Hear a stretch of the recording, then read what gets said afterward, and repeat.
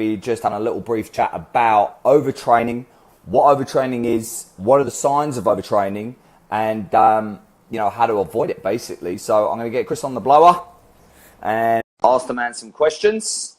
And if you have any questions, guys, anybody that's listening or comment on this post, then all good. Chris, hello, mate. How are you? Good. How are you? I've just been swimming, so it's a little bit crazy. Okay, that's all good, mate. How was your swim? Very good. It's my youngest daughter's swim license, so we're just going to do some grocery shopping, then head home. So good to go. Excellent. All right. So the question is about overtraining. So my question to you is, so what are the telltale signs that you are overtraining, and what is overtraining? Okay, sure.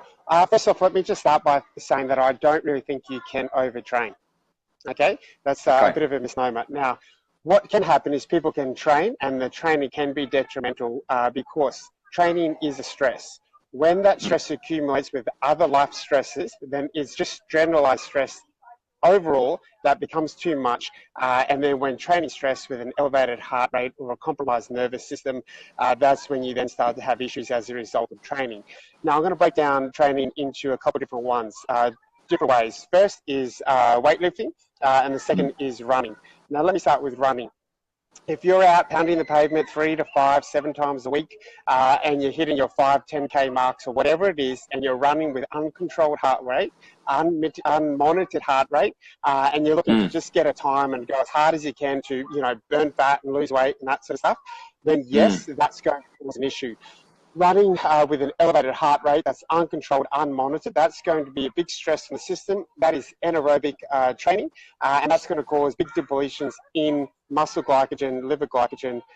As a result, you're going to then finish up that training, and you're going to be seeking to replenish those stores with carbohydrates.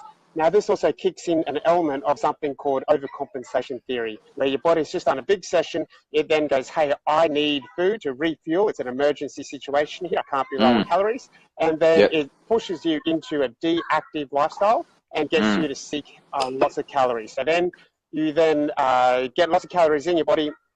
The poor old liver, who's basically the biggest superhero of the body, releases all this insulin to get your blood sugar levels back down. As a result, your blood sugars then crash. As a result, your body goes, hey, I need more food. Your liver releases more insulin, and then it just keeps going that, and you get that yo-yo up and down, and that causes stress on your central nervous system. That's when the governor theory then kicks in, which is where your brain then determines your performance, and as a result, because of compromised issues with fueling, it then becomes overtrained, overstimulated, and it kicks in fight or flight response. That fight or flight response then kicks in a hyperstimulation of your sympathetic nervous system, so you have poor heart rate monitoring, etc.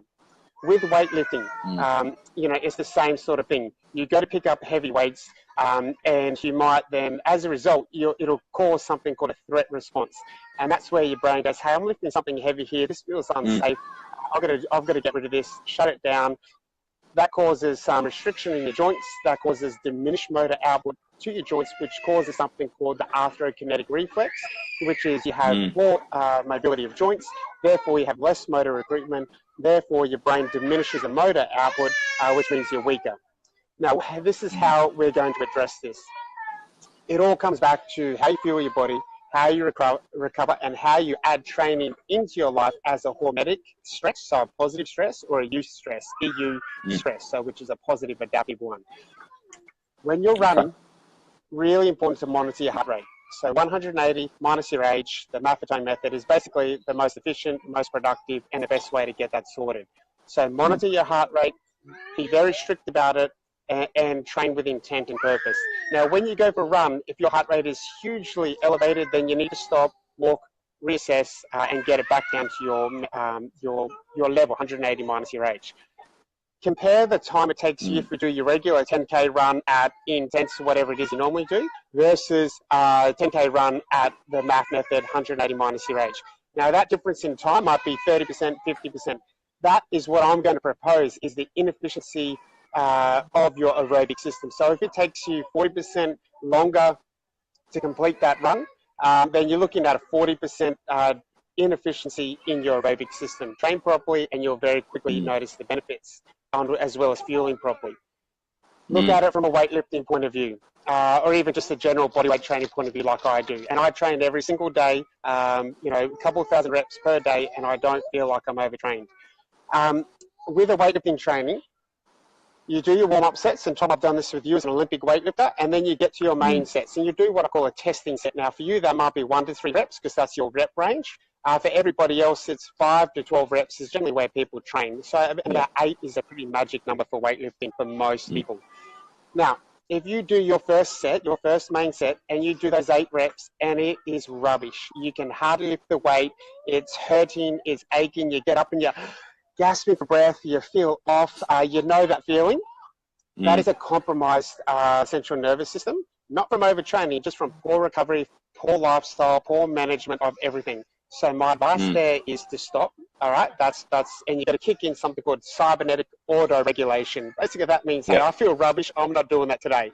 So then you do mobility. So one of my mobility sessions or mobility drills, you might spend 5 minutes doing some low-level aerobic work, and then do some lighter weightlifting, change your exercises, do some more full body, lower weight work, lower intensity, break up the session with some low-level aerobic work, some walking, some activation work, whatever. Then come back at the end of the session and do that 8 rep again, and you'll notice a huge improvement. Or leave it, come back the next day and get back into that session. But it all comes back to how you manage your lifestyle. So if you're training hard and you're lifting these big heavy weights and then you're kind of just going and eating rubbish, not sleeping, playing on your phone all night, then yeah, you're going to get overtrained because you're just going to have poor recovery generally in life. If you're pounding the pavement to lose weight and you're not losing weight and your heart rate's all out of the place, then of course that running is going to be detrimental and mimic the effects of overtraining, which is stress, poor recovery, poor performance, most of all. But if you follow this conversation and implement those couple of things, then things will get better. And it essentially comes back to the way you fuel yourself as well. Carbohydrates, excessive use is not necessary. Does that all make sense? Yeah, definitely. I mean, a little question as far as like, if you start feeling, if you haven't had a bit of a hiatus from training, but like, you start feeling your joints niggling, your elbows, a little bit of this, your knees, a little bit back, hips. Is that a sign, basically your body just saying, hey, you've been going at it for too long, you need to take a little bit of time off and go and do some active recovery stuff? Look, yes and no. I would suggest, again, look at generalized inflammation in your diet from excessive carbohydrates or, poor general micronutrient intake. I would suggest look at your protein intake to make sure you're getting an adequate protein amount for your age, your body, your training parameters. I would suggest, again, look at your sleep routine, sleep habits, and again, look at your movement capabilities.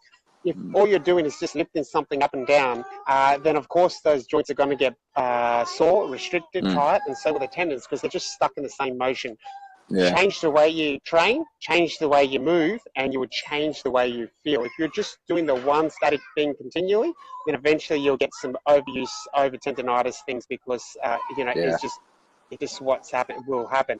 But if you change it all and you do things a little bit differently, you mix up your movement potential, then you'll find that you won't get those issues.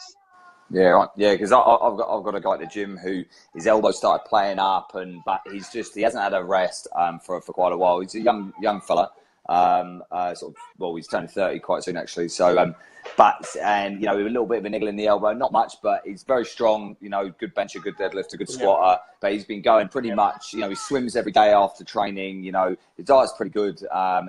We've changed all his macros and stuff. So I'm going to suggest that to him. I'm going to say, look, I want him to do 2, 3, 4 weeks of doing plyometrics and see how that goes.